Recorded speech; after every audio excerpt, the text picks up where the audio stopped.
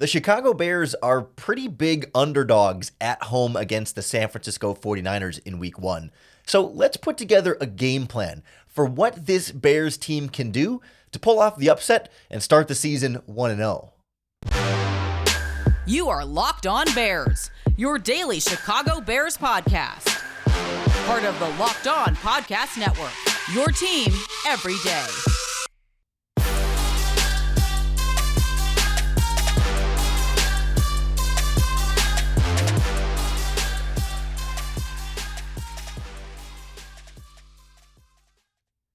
This is Locked On Bears, and I'm your host, Lorin Cox.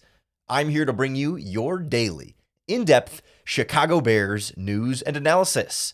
You can follow me on Twitter at CoxSports1. You can follow the podcast on Twitter at Locked On Bears. You can like Locked On Bears on Facebook. Join the Locked On Bears Facebook group for even more Bears talk.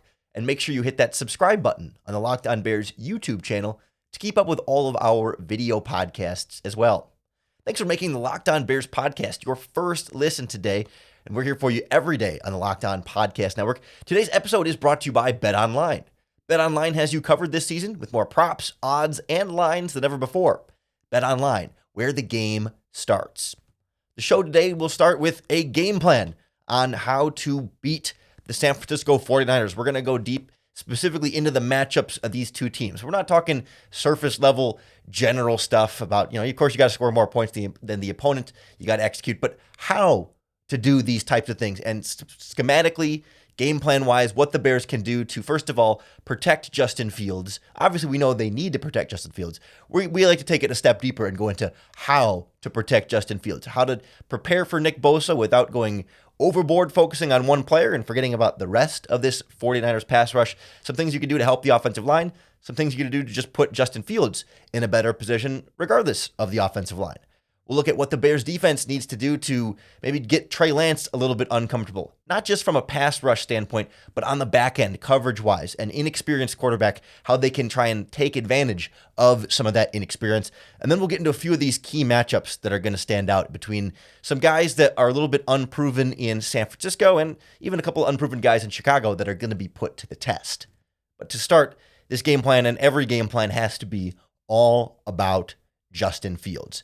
And right away, you immediately see the mismatch of a strong pass rush from the San Francisco 49ers and a young, developing offensive line from the Chicago Bears. It's very obvious to see Nick Bosa is one of the best players at his position in the NFL, and he'll be going up against a rookie fifth-round pick in Braxton Jones and a second-year fifth-round pick in Larry Borom at the two offensive tackle spots. Not an ideal matchup, but the Chicago Bears can do some things to help those players. Of course, the obvious thing is to just leave a tight end in to help, but you can't do that on every single passing play, right? You can't just have the tight end follow Nick Bosa on every single snap, line up on whatever side Bosa is on, and instantly be that double team blocker. Plus, we saw in the preseason, the Bears tight ends in the preseason, albeit, we're not the most consistent in like full-on pass protection either. So there's some concern there. But I think at the very least, you can quite often have a tight end there or a running back to at least chip on Nick Bosa.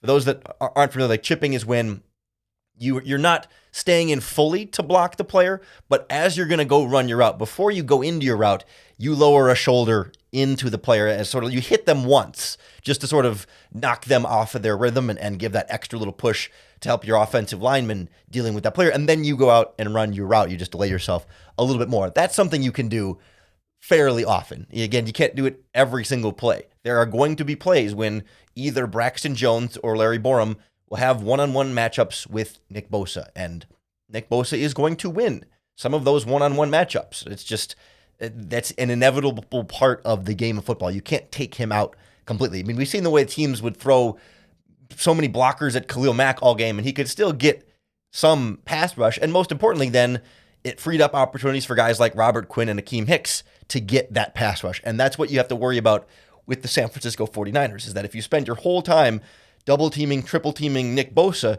you're going to leave one-on-one matchups for the rest of that 49ers defensive line that also has some pretty good talent. Javon Kinlaw and Eric Armstead on the interior, and even the other edge rusher, Samson Ebukam, is, he's not an all-star pass rusher by any means, but he's a guy that can do some damage, can get some pressure, and I think he got a sack or two. I think it was just a sack in the last time that the Bears played the San Francisco 49ers against this defense and had some trouble with trying to stop this 49ers pass rush. And so I'm concerned about whatever the Bears are going to have on the interior of their offensive line, because we don't know whether Lucas Patrick is going to play, whether he'll play center or guard. And if he plays right guard, then does Tevin Jenkins move to the bench? Do you have Sam Mustipher versus those interior guys? Or do you have Lucas Patrick playing with a cast against a couple of decent inside pass rushers against him?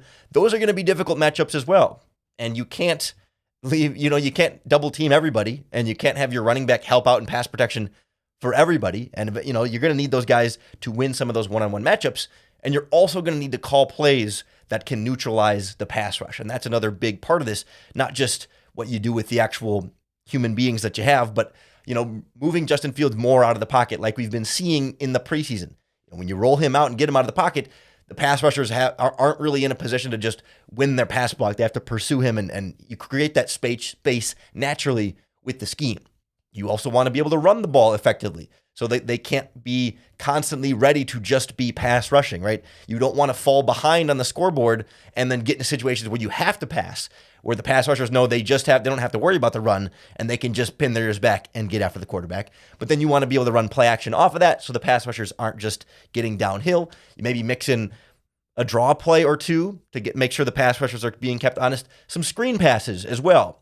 Make the pass rushers think they got an easy path to the quarterback, flip it behind them, dump it off, and have some space to go, right? There's some different things you can do schematically in this game plan to neutralize or at least limit the damage of the likes of Nick Bosa that aren't just purely double teams and tight ends chipping. But to me, it has to be this holistic approach of doing a little bit of all of those things. You can't just rely on rollout screens and draws and RPOs to just be the play calling and leave your 5 offensive linemen out there to dry every single play. You can't build a whole game plan around that.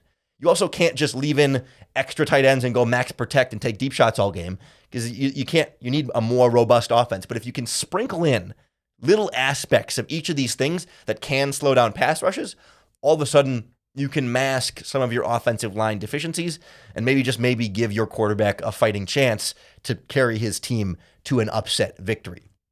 Some of this is also going to fall on the Bears defense, staying ahead of the 49ers, not allowing Trey Lance to run all over them. And I think there's some opportunity here to attack Trey Lance and be a little bit more aggressive defensively and show him some things that he might not be ready for. We'll talk about some of the ways the Bears can find a schematic advantage against an inexperienced quarterback next on Locked On Bears. As you gear up for this fall, you're going to need the right people on your team to help your small business fire on all cylinders. And our friends at LinkedIn Jobs are here to make it easier to find the people you want to talk to faster and for free. You can create a free job post in minutes on LinkedIn Jobs to reach your network and beyond to the world's largest professional network of over 810 million people. I'm on LinkedIn. It's a good chance you're probably on LinkedIn too. You can add your job, and then you could also add the purple hashtag hiring frame to your LinkedIn profile to spread the word that you're hiring, so your network can help you find the right people to hire. Simple tools like screening questions make it easy to focus on candidates with just the right skills and experience, so you can quickly prioritize who you'd like to interview and hire. It's why small businesses rate LinkedIn Jobs #1 in delivering quality hires versus the leading competitors. LinkedIn Jobs helps you find the candidates you want to talk to faster. Did you know every week, nearly 40 million job seekers visit LinkedIn? Post your job for free at linkedin.com/lockedonnfl. That's linkedin.com/lockedonnfl to post your job for free. Terms and conditions apply. All the focus for Chicago Bears fans is going to be rightfully on... You are locked. All the focus for Chicago Bears fans are going to be rightfully on Justin Fields and this Bears offense and what they're able to do in this game. But I think sneakily, we end up not talking as much about this Bears defense and about the matchups with Trey Lance, and that Trey Lance can be this dynamic weapon with a big arm and strong, fast legs too, like Justin Fields. But he does feel like, even though they were drafted in the same draft, it feels like that Trey Lance is maybe a little bit behind where Justin Fields is developmentally, given that like this is Lance's third career start in the NFL, and certainly the first time with the team truly being his first time starting against Justin Fields. And he has been so inexperienced throughout college and now into the NFL that he's barely thrown 500 career passes at any level of football. So he just hasn't seen as much comparatively of what defenses are going to throw at him. And that doesn't mean he's not going to know what he's looking at, but it does mean maybe there's more opportunity to test him, to trick him, to lure him into mistakes that a more experienced quarterback might not make. On yesterday's Crossover Thursday podcast, we talked to Eric Crocker and Brian Peacock from Locked On 49ers, and they talked about how Trey Lance has what Eric calls aggressive eyes. If you haven't heard the podcast, go back and take a listen to it. It's great analysis from our local experts here on the Locked On Podcast Network on your Bears opponent. But those aggressive eyes, Trey Lance likes to go for the big play, whether it's downfield or trying to fire in tight window passes, because he knows he does have a stronger arm than most quarterbacks, and he knows he can run faster than most quarterbacks and extend plays and get out of the pocket and do some of the things that we like Justin Fields to see doing, right? But I wonder if Trey Lance has honed in on when and where he can and should be aggressive, and if he's not still early enough in his experience as a professional quarterback to trust his arm too much or to be too aggressive in some of those windows. And I think then there could be some opportunities to bait Trey Lance. And that can be difficult because, you still have to get a sense of just how strong his arm is. And, if you want to like show some extra space to try and bait him into a throw, you got to learn how much space is enough space to leave on a bait and how much space you can cover compared to how quickly he can actually get the ball in there. Because if you try and bait him, he might be faster than you think in terms of, that cannon of an arm that he has, or even doing things with his legs, and that can make you pay for trying to bait him, right? So there's different aspects of doing that. But I think my idea would be more mixing up what you're doing from a coverage looks perspective, right? You don't want to make it too complicated for your own defense, but if you can make it look complicated for the quarterback, but still be easy for the defense, that's where you find this sweet spot. And so the way to do that is to, you run the same main coverages that you run. The Bears are primarily a cover 2, cover 4 type of defense, 2 deep safeties, and then your cornerbacks are either going deep or shallow, and then, 5 or 3 underneath players, depending on which of the 2 coverages you're going to be in. They'll run man and some single high stuff on third downs as well. But like, you can still run your basic cover 2, but make your players take different positions pre-snap than where they're going to be post-snap. And you don't want to get too crazy for this. You don't want to put yourself at a disadvantage, right? But like, you start with 1 deep safety and Jaquan Brisker up at the line of scrimmage, and maybe you have him drop back deep from after the snap. So Trey Lance, as he's dropping back to pass, thinks he might have a single deep safety, might then be reading a coverage differently, and then Brisker is getting back there and players are in different positions than Lance might be expecting them to be 2 seconds after he snapped the ball. And then all of a sudden, you're either getting him to throw against the coverage that he's guessing wrong about, or he realizes it, then can't throw, and then is stuck in the pocket or trying to escape with his legs, and you can limit some of the damage of the offense that way. Or you can rotate different players and maybe have a cornerback go and be the deep quote unquote safety on that play, and have the safety come up and be one of the underneath zone defenders, so that you still have the same coverage where you have 2 deep and 5 underneath. It's just different players in different spots in the same coverage. So you're not asking them to play a brand new coverage or do something that they're not necessarily familiar with. You're just putting different guys in different spots in the same plays that they've already been running. It's not something you can do every single play. It's not something you want to do too much. You don't want to get too many guys going in 2 different directions and mixing things up to too much of an extreme. But I think you can disguise things and roll coverages in different ways and throw some different things at Lance that maybe he just won't be able to recognize as quickly as he would more traditional plays that he might have had more exposure to in his already limited experience. I'd also like to mix up what you're doing at the line of scrimmage as far as protections and where the pass rush is going to come from. Show those 2 linebackers walking up to the line of scrimmage, the double A gap blitz type look, or show, a slot cornerback coming up to the line of scrimmage and make him guess where the pass rush is going to be. Maybe you occasionally drop a defensive tackle back into a zone coverage or a defensive end. Not something you want to do every single play, right? Kind of like we talked about with the offensive scheme stuff, that you can't make your whole offense just leaving the tight ends in on pass protection, or your whole offense just screens and draws and RPOs. But if you mix in little bits of the deep shots, little bits of the tight end blocking, little bits of the RPO screen stuff, you have this mixture that protects your quarterback.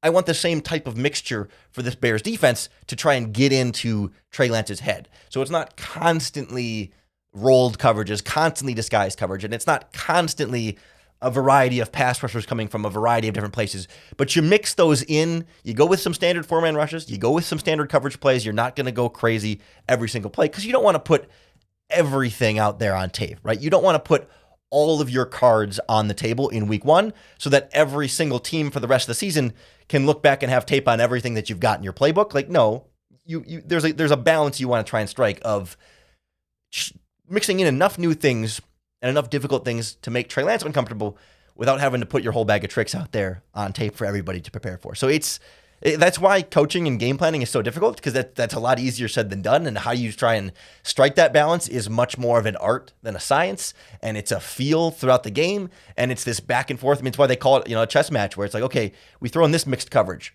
How does Lance respond to that? Okay, did he struggle with that? Can we come back to that? Can we then go to the normal version of that? So he might be expecting the change, and you sort of do this 2 steps ahead type thinking. And then, okay, if he's figured that one out, can we go to a second one? Try that. If he starts to figure that one, go back to the first one. Does he still have it? Okay.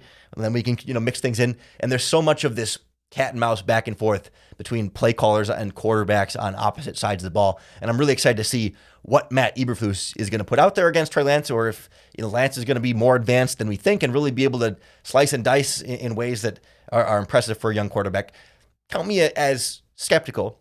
And I think you heard that a little bit from Brian Peacock and Eric Crocker on the crossover yesterday, that they're wondering if maybe Lance could start a little bit slow and need to get up to speed a little bit and get comfortable, really with everything on his shoulders now in San Francisco, with Jimmy Garoppolo also behind him on the bench. But there's a lot more to this matchup than just the two quarterbacks. That's where both teams are going to win and lose, but there's some individual matchups I think that we need to get into here that aren't always as big of the huge obvious ones like Nick Bosa, for example. But we'll go into some of the other players that you need to know from the San Francisco 49ers, where the Bears can find some advantages and where the Bears need to limit their disadvantages, next on Locked On Bears.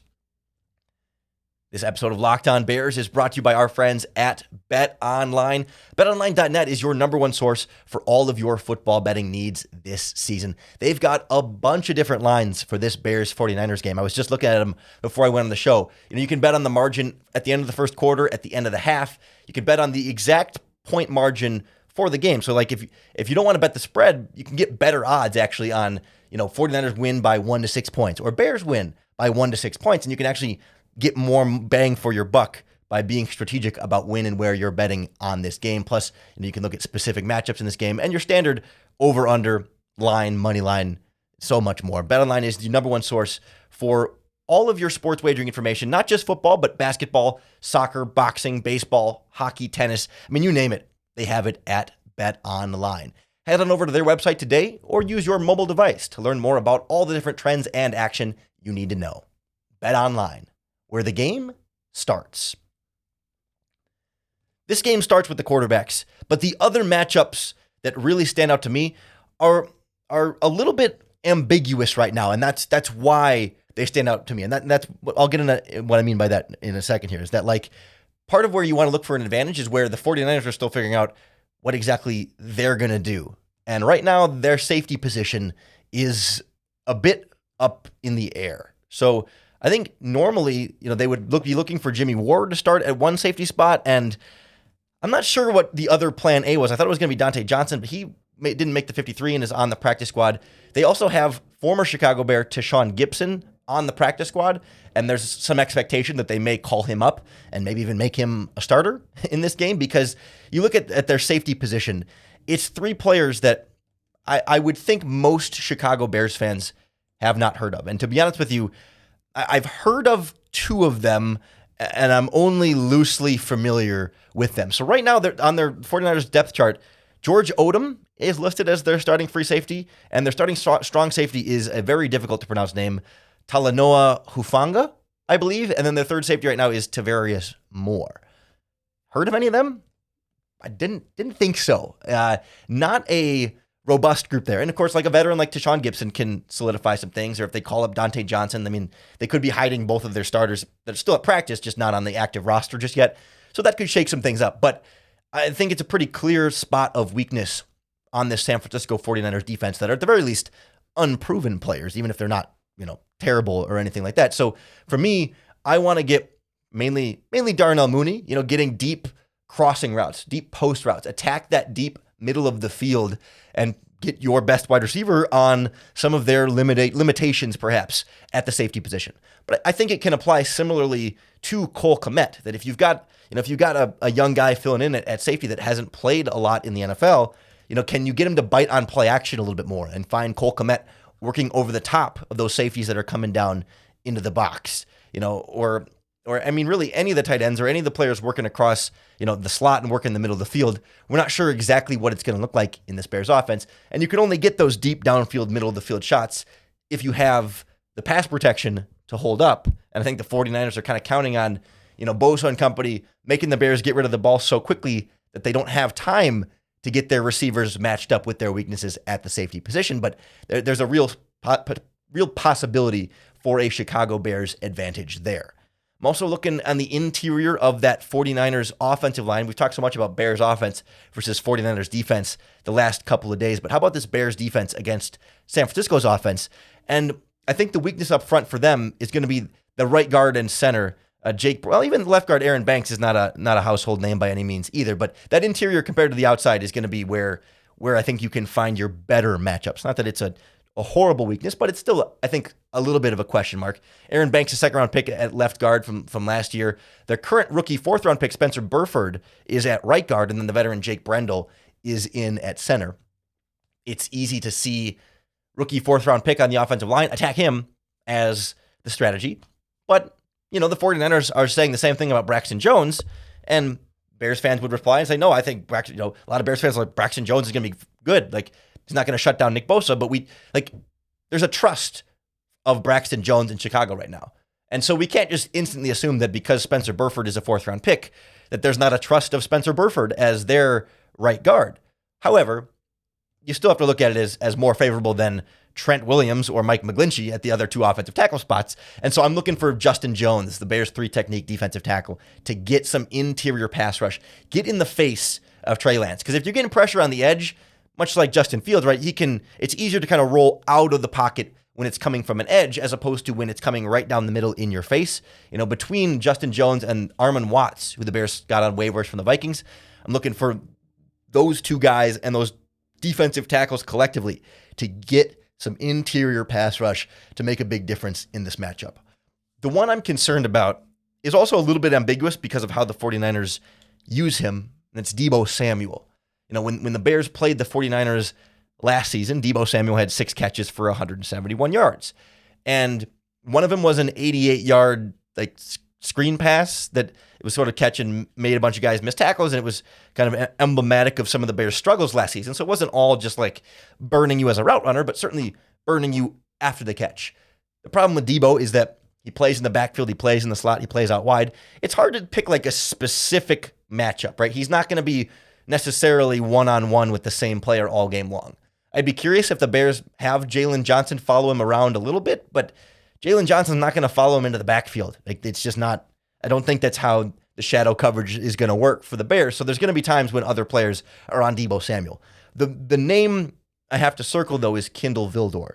Not only is he, I think, the weak link among the Bears secondary right now with Jalen Johnson, Kyler Gordon, Eddie Jackson, Jaquan Brisker, and then Vildor's kind of the weak link of the three. But I also think back to last season in that matchup. There was a big play downfield. It was a 47-yarder that Deebo Samuel really beat Vildor, not exactly one-on-one, but pretty well, got the better of Kindle Vildor downfield. And there was another one that Deebo dropped where he had beaten Kindle Vildor as well. So there was a clear mismatch there specifically, and I wonder if the 49ers won't look to go back to that again. Again, it's important to remember that Deebo Samuel was targeted 9 times against the Bears last season against 7 different defenders in coverage. So DeAndre Houston Carson, Jalen Johnson, Duke Shelley, Kindle Vildor, Tashawn Gibson, Danny Trevathan, and even Robert Quinn was was one play in coverage, I think, on a screen pass where Quinn was just getting over there. But like, there's not a one-man versus Deebo Samuel matchup. But Vildor is the one that I'm concerned about. And I'm wondering if the 49ers will be looking to attack and try and isolate that matchup for them as best they can. You can't spend your whole game just trying to double Deebo Samuel everywhere he goes because, Brandon Ayuk can beat you. I mean, he's a first-round talent. He's a real player. And then, of course, I should be ashamed for going this long and not mentioning George Kittle's name. I mean, he is on the injury report, and maybe there's a chance he doesn't play, and that could be a really big boon for the Chicago Bears. Through the first 2 days of practice this week, Wednesday and Thursday, George Kittle, I think, has been a DNP both days as far as I'm concerned. I know he was DNP for sure on Wednesday with a groin injury, and so we'll see what the final designation is. I would guess he's probably going to play, but maybe by the time you hear this podcast, he'll be doubtful or even ruled out, so we'll see. But maybe the Bears could find a nice little relief there if George Kittle doesn't play. And I don't mean to specifically avoid that, or I'm not intentionally saying, oh, don't worry about it, you'll be fine against Kittle. But again, we like to go a little bit deeper here on the podcast and try and get that sort of next level of like matchups analysis, game plan, and scheme. And we know George Kittle is going to be a problem. So that's not, it wasn't intentional, but at the same time, there's other fish that I want to get at that you're not always getting from every other Chicago Bears podcast. That's what we aim to do here on Locked On Bears. So I hope you'll hit that subscribe button to keep up with all of our daily, in-depth Chicago Bears news and analysis. Thanks for making the Locked On Bears podcast your first listen today and hopefully every single day. If you're looking for your second listen, you got to check out the Ultimate Pro Football Preview 2022 here on the Locked On Podcast Network. It's an 8-episode podcast extravaganza to get you ready for this NFL season. One episode for each division in the league with our local team experts breaking down all of the biggest storylines in one 8-part Ultimate NFL Preview. I talked about the Bears on the NFC North preview, but if you want to catch up on some of the other teams around the league as well, search for Ultimate Pro Football Preview 2022 on your Odyssey app, on YouTube, or wherever you get your podcasts. We'll be back for you on Monday to break down whatever happens in this Bears-49ers game. We'll get into some of the All-22 film next week as well. Before you know it, we'll be turning our attention to Week 2. So keep coming back for more. And of course, keep coming back for that opportunity to bear down.